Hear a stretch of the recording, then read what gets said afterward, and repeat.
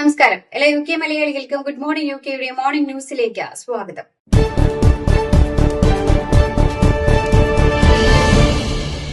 Policing സംവിധാനത്തിൽ ചരിത്രപരമായ മാറ്റത്തിന് ഒരുങ്ങി സർക്കാർ. ഇംഗ്ലണ്ടിലും വെയിൽസിലും ഉൾപ്പെടെയുള്ള പ്രദേശങ്ങളിൽ ബ്രിട്ടീഷ് FBI എന്നറിയപ്പെടുന്ന പുതിയ നാഷണൽ പോലീസ് സർവീസിംഗ് രൂപീകരിക്കുമെന്ന് ഹോം ഓഫീസ് പ്രഖ്യാപിച്ചു. ഓർഗനൈസ്ഡ് ക്രൈം, ഭീകരവാദം, തട്ടിപ്പ്, ഓൺലൈൻ ബാലപീഡനം എന്നിവ കൈകാര്യം ചെയ്യുന്നതിനാണ് ഈ പുതിയ ദേശീയ പോലീസ് സംവിധാനം രൂപീകരിക്കുന്നത്. തിങ്കളാഴ്ച പദ്ധതിയുടെ വിശദാംശങ്ങൾ സർക്കാർ പ്രഖ്യാപിക്കും. നിലവിൽ നാഷണൽ ക്രൈം ഏജൻസി, പ്രാദേശിക പോലീസ് സേനകളുടെ കീഴിലുള്ള ഓർഗനൈസ്ഡ് ക്രൈം യൂണിറ്റുകൾ, മെട്രോപൊളിറ്റൻ പോലീസിന്റെ കൌണ്ടർ ടെററിസം വിഭാഗം എന്നിവ ചേർന്നാണ് രാജ്യവ്യാപകമായ ഗുരുതര കുറ്റകൃത്യങ്ങൾ അന്വേഷിക്കുന്നത്.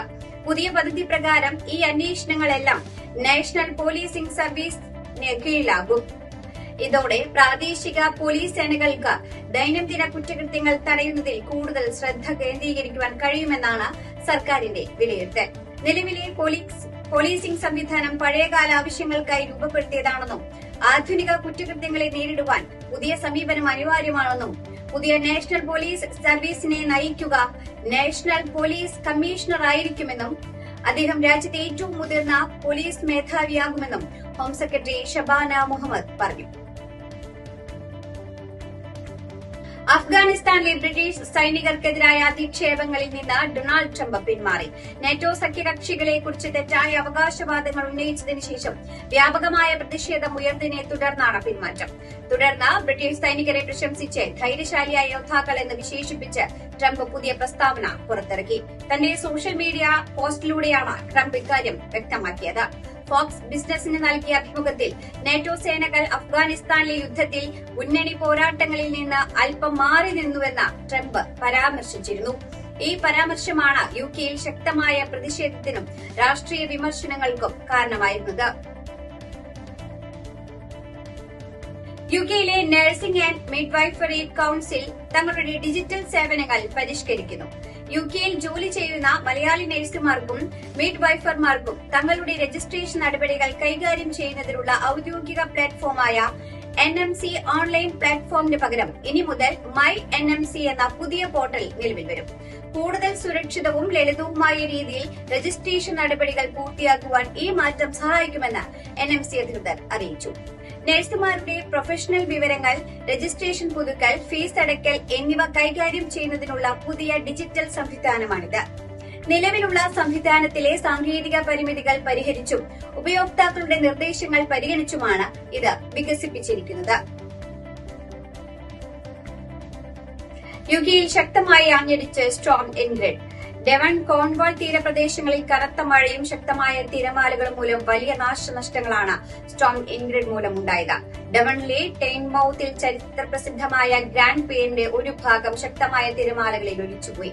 സമീപ പ്രദേശമായ ഡാഗ്ലിഷിലെ റെയിൽവേ പാതയെ സംരക്ഷിക്കുന്ന കടൽഭിത്തി ഭാഗികമായി തകർന്നു. ഇതിനെ തുടർന്ന് എക്സിറ്റർ സെന്റ് ഡേവിഡ്സ് പ്ലൈമൌത്ത് റൂട്ടിലെ ട്രെയിൻ സർവീസുകൾ താൽക്കാലികമായി നിർത്തിവച്ചു. ഡെവൺ, കോൺവാൾ, തെക്ക് പടിഞ്ഞാറൻ ഇംഗ്ലണ്ട്, വെയിൽസ് എന്നിവിടങ്ങളിൽ Met Office yellow weather warning പ്രഖ്യാപിച്ചിട്ടുണ്ട്. തീരപ്രദേശങ്ങളിൽ വെള്ളപ്പൊക്ക മുന്നറിയിപ്പുകളും പുറപ്പെടുവിച്ചിട്ടുണ്ട്. അടുത്ത മണിക്കൂറുകളിലും ശക്തമായ മഴയും കാറ്റും തുടരുമെന്നാണ് മുന്നറിയിപ്പിലുള്ളത്. ജനങ്ങൾ അനാവശ്യ യാത്രകൾ ഒഴിവാക്കണമെന്നും കടൽ തീരങ്ങളിൽ നിന്നും അകലം പാലിക്കണമെന്നും അധികൃതർ നിർദ്ദേശം നൽകിയിട്ടുണ്ട്. സ്റ്റോം ഇൻഗ്രിഡ് മൂലമുള്ള സ്ഥിതിഗതികൾ തങ്ങൾ തുടർച്ചയായി നിരീക്ഷിച്ചു വരികയാണെന്നും അധികൃതർ അറിയിച്ചു. രണ്ടാം ഏകദിനത്തിൽ ശ്രീലങ്കയെ 5 വിക്കറ്റിന് പരാജയപ്പെടുത്തി ഇംഗ്ലണ്ട് 3 മത്സരങ്ങൾ അടങ്ങിയ പരമ്പര 1-1 സമനിലയിലാക്കി. ടോസ് നേടി ബാറ്റിംഗ് തെരഞ്ഞെടുത്ത ശ്രീലങ്ക 49.3 ഓവറിൽ 219 റൺസിന് ഓൾ ഔട്ടായി. മറുപടി ബാറ്റിംഗിൽ 46.2 ഓവറിൽ 5 വിക്കറ്റ് ബാക്കി നൽകി ഇംഗ്ലണ്ട് വിജയലക്ഷ്യം മറികടന്നു. ഇംഗ്ലണ്ടിന് വേണ്ടി ജോ റൂട്ട് 90 ബോളിൽ 75 റൺസ് നേടി. ജോ റൂട്ടാണ് player of the match. Charith അസലങ്കയാണ് ശ്രീലങ്കയുടെ top scorer. North Devon Malayali അസോസിയേഷന്റെ നേതൃത്വത്തിൽ ക്രിസ്തുമസ് പുതുവത്സരാഘോഷമായ ഫെസ്റ്റുവ 2026 വിപുലമായ പരിപാടികളോടെ സംഘടിപ്പിച്ചു. North Devon Malayali association president Joshy Jody പരിപാടി ഉദ്ഘാടനം ചെയ്തു. തുടർന്ന് കുട്ടികളും മുതിർന്നവരും അവതരിപ്പിച്ച വിവിധ കലാപരിപാടികൾ വേദിയെ ആവേശഭരിതരാക്കി. കാരൽ ഗാനങ്ങൾ, സാന്റ ഡാൻസ് എന്നിവയും ആഘോഷങ്ങളുടെ ഭാഗമായി അരങ്ങേറി. ആഘോഷങ്ങൾക്ക് കൂടുതൽ ആവേശം പകർന്നുകൊണ്ട് പ്രശസ്ത ഗായകനും സംഗീത സംവിധായകനുമായ Shino Paul live music show അവതരിപ്പിച്ചു. കമ്മിറ്റി അംഗങ്ങളുടെ നേതൃത്വത്തിൽ ഒരുക്കിയ ക്രിസ്മസ് കേക്ക്, വൈൻ, രുചികരമായ ഭക്ഷണ വിഭവങ്ങൾ എന്നിവയും പരിപാടിയുടെ ഭാഗമായി വിതരണം ചെയ്തു. സർഗം ശ്രീവിരിച്ച് മലയാളി അസോസിയേഷൻ സംഘടിപ്പിച്ച ക്രിസ്തുമസ് നവവത്സരാഘോഷം പ്രൌഢഗംഭീരമായി. ക്രിസ്തുമസ് ന്യൂ ഇയർ പരിപാടികളുടെ ഭാഗമായി ഒരു മാസത്തോളം നീണ്ടുനിന്ന ആഘോഷങ്ങളുടെ സമാപനമാണ് ബെൽമില്ലെ സിവിക് സെന്ററിൽ കഴിഞ്ഞ ദിവസം വർണ്ണാഭമായി നടന്നത്. സമാപനാഘോഷത്തിലെ ലേഡി സ്ക്രീനിന്റെ പശ്ചാത്തലത്തിൽ ബത്ലഹേം നഗരിയും കാലിത്തൊഴുത്തും തിരുപ്പിറവിയും സംഗീത നടന നൃത്തങ്ങളിലൂടെ ആവിഷ്കരിച്ച ദൃശ്യവിരുദ്ധ ഏറെ ആകർഷകമായി. കൊച്ചിൻ ഗോൾഡൻ ഹിറ്റ്സ് ഗ്രൂപ്പിലെ താരങ്ങളായ പിന്നണി ഗായകൻ അഭിജിത്ത് കൊല്ലം, സിനിമാ താരം ബൈജു ജോസ് എന്നിവരടക്കം കലാകാരന്മാർ അവതരിപ്പിച്ച മെഗാ ഷോയും വേദി കീഴടക്കിയിരുന്നു. സർഗം കലാകാരന്മാർ അവതരിപ്പിച്ച മികവുറ്റ കലാപരിപാടികളും ആഘോഷത്തെ കൂടുതൽ ആകർഷകമാക്കി. തുടർന്ന് വിജയികൾക്കുള്ള സമ്മാന വിതരണവും ഉണ്ടായി. ഉച്ചയ്ക്ക് 1 മണിയോടെ ആരംഭിച്ച തിരുപ്പിറവി നവവത്സരാഘോഷം രാത്രി 9 മണിയോടെ സമാപിച്ചു. ശബരിമല സ്വർണ്ണക്കൊള്ള കേസിൽ പുതിയ വെളിപ്പെടുത്തലുമായി ഉണ്ണികൃഷ്ണൻ പോറ്റി. ശബരിമലയിലെ കട്ടിളപ്പാളി മാറ്റിയിട്ടില്ലെന്ന് എസ്ഐടിയോട് ഉണ്ണികൃഷ്ണൻ പോറ്റി മൊഴി നൽകി. ഇന്നലെ വീണ്ടും ചോദ്യം ചെയ്തപ്പോഴാണ് പോറ്റി ഇക്കാര്യം എസ്ഐടിയോട് പറഞ്ഞത്. പഴയ വാതിലിൽ നിന്ന് സ്വർണ്ണം മാറ്റിയില്ലെന്നും പോറ്റി എസ്ഐടിയോട് പറഞ്ഞു. അതേസമയം ശബരിമല സ്വർണ്ണക്കൊള്ള കേസിൽ കുറ്റപത്രം വൈകും. ശാസ്ത്രീയ പരിശോധനകൾ പൂർത്തിയാകാത്തതും അറസ്റ്റുകൾ ബാക്കിയുള്ളതുമാണ് കുറ്റപത്രം സമർപ്പിക്കുന്നതിന് തടസ്സമാകുന്നത്. ഫെബ്രുവരി 10-നുള്ളിലെങ്കിലും കുറ്റപത്രം നൽകുവാനാണ് ശ്രമം. കുറ്റപത്രം വൈകിയാൽ ഉണ്ണികൃഷ്ണൻ പോറ്റി ഉൾപ്പെടെയുള്ള പ്രതികൾ ജയിൽ മോചിതരാകും.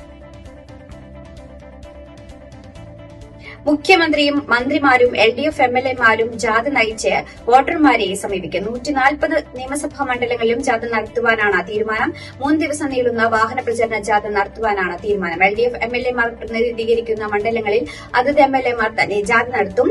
MLAമാർ ഇല്ലാത്ത മണ്ഡലത്തിൽ 2021 തെരഞ്ഞെടുപ്പിൽ പരാജയപ്പെട്ട പാർട്ടിയുടെ മണ്ഡലം നേതൃത്വമാണ് ജാഥ നയിക്കുക. ജാഥ ക്യാപ്റ്റന് പുറമെ വൈസ് ക്യാപ്റ്റൻ, മാനേജർ പദവികളിൽ ഘടകകക്ഷി നേതാക്കളെ പരിഗണിക്കണമെന്നും നിർദ്ദേശമുണ്ട്. ഇതോടുകൂടി വാർത്താ ബുള്ളറ്റിൻ ഇവിടെ അവസാനിക്കുകയാണ്. എല്ലാ പ്രേക്ഷകർക്കും നല്ലൊരു ദിനം ആശംസിക്കുന്നു. കൂടുതൽ വാർത്തകളുമായി നാളെ കണ്ടുമുട്ടാം. എല്ലാവർക്കും നന്ദി, നമസ്കാരം.